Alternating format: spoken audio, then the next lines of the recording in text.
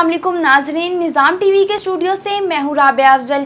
जी नाज़रीन, आपको लिए चलते हैं दुबई में, जहाँ हमारे ब्यूरो चीफ अरशद महमूद राना के साथ प्रोग्राम आज की शख्सियत में मलिक असलम, जो कि शायर, सहाफ़ी, कालम निगार और सियासतदान हैं। मलिक असलम ने प्रोग्राम में क्या अहम बातें बताई, आइए आपको भी बताते हैं।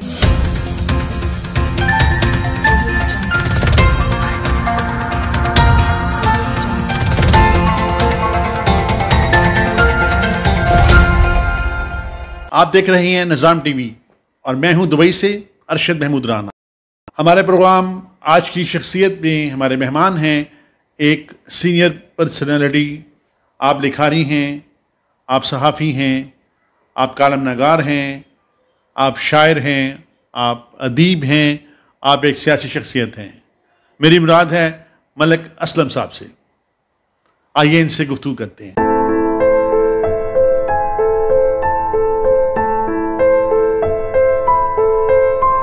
मलिक असलम साहब, आपका तल्लुक़ पाकिस्तान में किस शहर से है और आपका तालीमी पस मंज़र क्या है? बुनियादी तौर पर ताल्लुक़ कराची से है। पैदाइश मेरी कराची की है। कराची से ही स्कूलिंग और फिर कॉलेज की तालीम हासिल करके कराची यूनिवर्सिटी से मैंने मैथ्स कम्युनिकेशन में मास्टर्स किया। ये 1983-84 का सेशन था और एक भरपूर ज़िंदगी कराची यूनिवर्सिटी के सियासी, इल्मी और अदबी सरगर्मियों में हिस्सा लेकर बड़ा यादगार लम्हात थे जो जामिया कराची में मैंने गुजारे। आपकी शख्सियत का एक अदबी पहलू भी है। आप ख़ुद भी शेर कहते हैं। मुतअद्दिद अरब अमारात में अपनी अदबी सरगर्मियों के हवाले से कुछ बताएं हमें।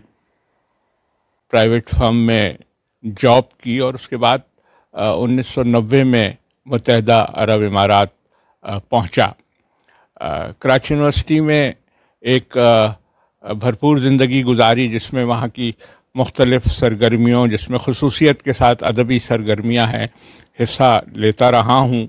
और यहाँ जब पहुँचा तो यहाँ भी कराची यूनिवर्सिटी के कुछ साबिक़ तालिब इल्मों ने यूनिकेरियंस के नाम से एक तंजीम बनाई हुई थी, Karachi university old students association, जो यहाँ बड़े पैमाने पर मुशायरों का इनेकाद करती थी। मैं उस तंजीम का हिस्सा बना और फिर मैं 1990 से उन मुशायरों की यहाँ पर होने वाले मुशायरों की तंजीम और उन्हें ऑर्गेनाइज़ करने के सिलसिले में मसरूफ़ अमल हो गया।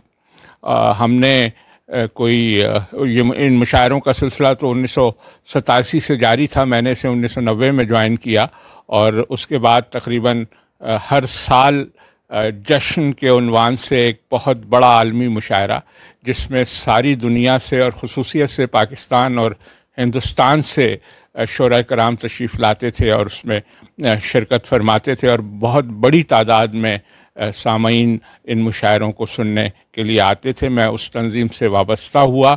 फिर वक्त के साथ साथ एक वक्त वो भी आया कि मैं इस तंजीम का ऑर्गेनाइजिंग सेक्रेटरी हुआ। इसके चीफ़ ऑर्गेनाइज़र शुरू में हमारे दोस्त सलीम जाफ़री साहब थे और उनके इंतकाल के बाद शाहिदा जाफ़री साहब ने इसकी क़यादत संभाली और इसके प्लेटफॉर्म से बहुत बड़े मुशायरे मुनक़िद किए गए। मैं समझता हूँ दुबई में जो मुशायरे इस प्लेटफॉर्म से हुए, वो इतने बड़े मुशायरे दुनिया में आज तक ग़ालिबन कहीं इस मेयार के मुशायरे नहीं हुए। मलिक असलम साहब, बहुत खूब, बहुत अच्छा लगा आपसे गुफ्तगू करके। आपकी मौजूदगी का फ़ायदा उठाते हुए हम ये चाहेंगे कि आप हमारे नाज़रीन को अपना कोई कलाम सुनाएं। वो कि सबको बहम सागरो बादा तो नहीं था, ये शहर उदास इतना ज़्यादा तो नहीं था, और थककर यूं ही दम भर को आँख लगी थी, सोकर ही ना उठें ये इरादा तो नहीं था। और मैं अपने ये 4 मिसरे आपकी खिदमत में पेश करता हूँ कि बिछड़कर भी कभी तुझको दिल से भुलाया नहीं हमने, तेरी सूरत نگاہوں میں رہتی ہے تو پیار کی تجدید سی ہو جاتی ہے، اور ہم نے مانا کہ نہ بدلے ہو نہ بدلو گے تم، پھر بھی جب رت بدلتی ہے امید سی ہو جاتی ہے۔ تو ایک غزل کے چند شعر پیش کرتا ہوں کہ تجھ سے بچھڑ کر تنہا نہیں ہوں میں، ساتھ میرے برسوں کی تنہائی ہے، اور درد کا موسم آئے گا تو دیکھیں گے کس نے کتنی فصل اگائی ہے، کس نے کتنی فصل اگائی ہے، اور میں تو جھومتا تھا یاد میں تیری، لوگ یہ سمجھے ساقی نے پھر پلائی ہے،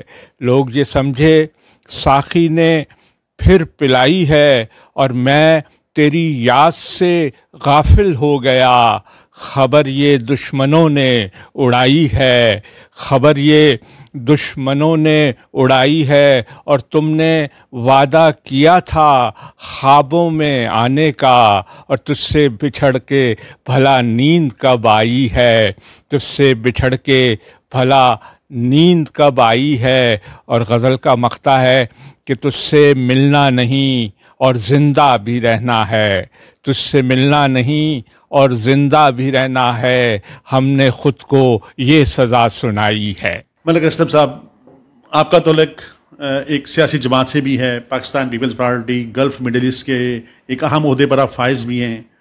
موجودہ حکومت کی کارکردگی کے حوالے سے آپ کیا فرمائیں گے؟ نیز ہمیں یہ بھی بتائیے گا کہ آنے والے وقت میں پاکستان پیپلز پارٹی پاکستان کی سیاست میں کیا کردار ادا کرے گی؟ میرے خیال میں موجودہ حکومت پی ٹی آئی کی اگر تو آپ تجزیے کی بنیاد پہ اور کارکردگی کی بنیاد پر دیکھیں تو اس ملک کی تاریخ کی ناکام ترین حکومت ہے۔ یعنی اس ملک میں جو بھی حکومتیں آج تک آئی ہیں، چاہے وہ سویلین تھیں یا وہ ملٹری گورنمنٹ تھی، اس میں میرا خیال ہے کہ ناکام ترین حکومت کا لقب جو ہے وہ یحییٰ خان صاحب کی حکومت کو دیا جاتا ہے، اور اس حکومت کی کارکردگی تو اس سے بھی زیادہ بری ہے۔ آپ زندگی کے کسی شعبے کو اٹھا کے دیکھیے، ہر طرف تنزلی ہے، ہر طرف گراف جو ہے وہ نیگیٹو ہے۔ چاہے آپ گروتھ ریٹ دیکھ لیجئے جو 5.6 پر تھا جس وقت یہ حکومت برسر اقتدار آئی، اور کرونا آنے سے پہلے جو گروتھ ریٹ تھا وہ 1.9 پر آ گیا تھا، اور کرونا میں تو اب وہ نیگیٹو ہے اس وقت گروتھ ریٹ۔ نہ صرف یہ بلکہ کوئی بھی شعبہ لیجئے، اور پھر روز مرہ آپ سنتے ہیں مختلف اسکینڈلز ہیں، کبھی چینی کا بحران ہے تو کبھی آٹے کا بحران ہے تو کبھی پیٹرول کا بحران ہے، کبھی دواؤں کا مسئلہ ہے، اور ان کی ناقص منصوبہ بندی اور پالیسی کے نتیجے میں آج پی آئی اے تقریباً بند ہونے کے قریب یہ ادارہ جو ہے آ گیا ہے۔ تو میں تو سمجھتا ہوں کہ کارکردگی کے حوالے سے انتہائی مایوس کن ان کا جو ہے وہ ٹریک ریکارڈ ہے، اور جس طرح کے حالات اب پیدا ہو گئے ہیں اور مہنگائی اور بے روزگاری کے نتیجے میں عوام کی زندگی اجیرن ہو چکی ہے، تو مجھے نہیں لگتا کہ یہ حکومت جو ہے وہ عوامی مسائل کے حل کے سلسلے میں کوئی سنجیدہ اقدامات آنے والے دنوں میں کرنے کی پوزیشن میں ہے۔